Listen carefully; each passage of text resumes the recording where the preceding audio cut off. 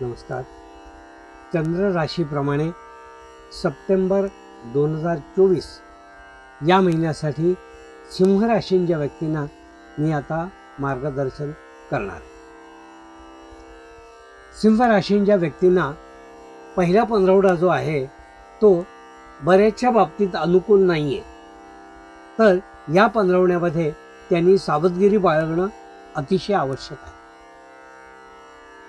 काही पूर्वी घडलेले प्रसंग किंवा वादाचे प्रसंग ते आता उफाळून येतील आणि त्याचं टेन्शन सिंह राशींच्या व्यक्तींना येईल असं दिसून येत आहे. त्या वादामुळे किंवा पूर्वी होऊन गेलेल्या गोष्टीमुळे तुम्हाला पुन्हा पुन्हा काहीतरी त्रास होणार, त्या विचारांनी त्रास होणार असं यामध्ये मला दिसून येत आहे. आणि त्याचा परिणाम सरळ आरोग्यावर होईल असं मला या ठिकाणी दिसतं. म्हणून पहिला पंधरवडा आरोग्यासाठी सिंह राशींच्या व्यक्तींना थोडा चांगला नाही आहे असं मी या ठिकाणी म्हणेन. कोणत्या ना कोणत्या कारणाने डिस्टर्ब राहणे, मानसिकता तशी न असणे किंवा सगळं काही स्मूथ चाललं आहे असं आपल्याला न वाटणे असा कार्यभाग पहिल्या पंधरवड्यात दिसून येतो. त्यामुळे सिंह राशींच्या व्यक्तींनी पहिल्या पंधरवड्यामध्ये कोणत्याही प्रकारे नवीन काम किंवा नवीन चॅलेंज असं काही घेऊ नये असं मला या ठिकाणी स्पष्ट झालं. उत्तरार्धामध्ये मात्र ह्या गोष्टी बऱ्याचशा 70 ते 80% नॉर्मल होतील आणि उत्तरार्ध मात्र तुम्हाला त्या बाबतीत खूप चांगला आहे असं दिसून येतं. म्हणजे जर आपण तुलना केली पूर्वार्धाशी तर, पण उत्तरार्ध त्या दृष्टीने चांगलाच आहे असं म्हणता येईल.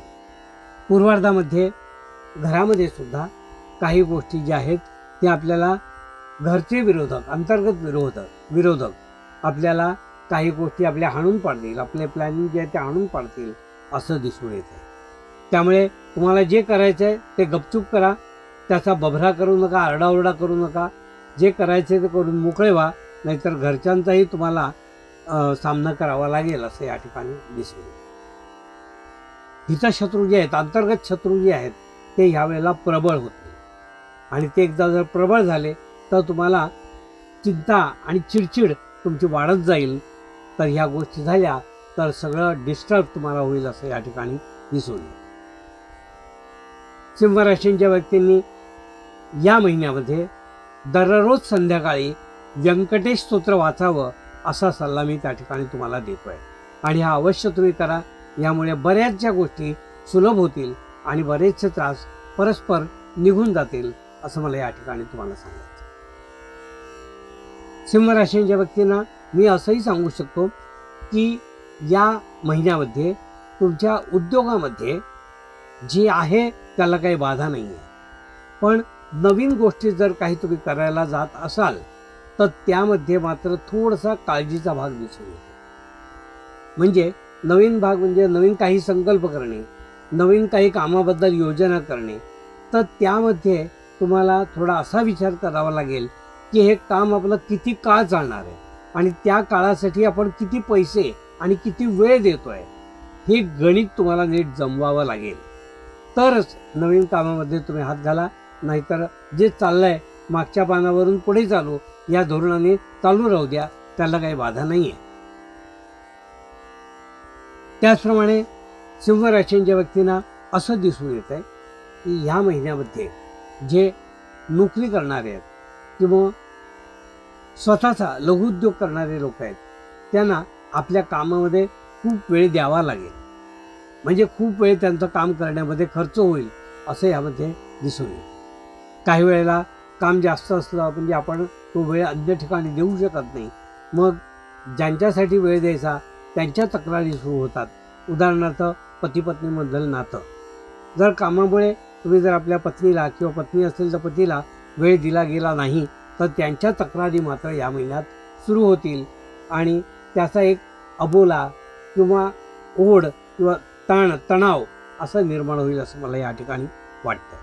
तर आपल्या प्रिय व्यक्तींना योग्य वेळ तुम्ही द्या, त्याच्यामुळे हा तणाव कमी होईल असं मला या ठिकाणी पसंत आहे. काम तर तुमचं कराच, पण आपल्या प्रिय व्यक्तींना सुद्धा योग्य तो वेळ द्या. उत्तरार्धामध्ये ज्या व्यक्ती किंवा जी दाम्पत्य आपल्या बाळाची प्रतीक्षा करीत आहेत त्यांना उत्तरार्धामध्ये काही सुवार्ता समजू शकते. तर असं जर काही होत असेल तर अतिशय उत्तमच आहे. देवाची मर्जी आहे असं समजा आणि त्या दृष्टीने आशीर्वाद देवाचा मागून घ्या.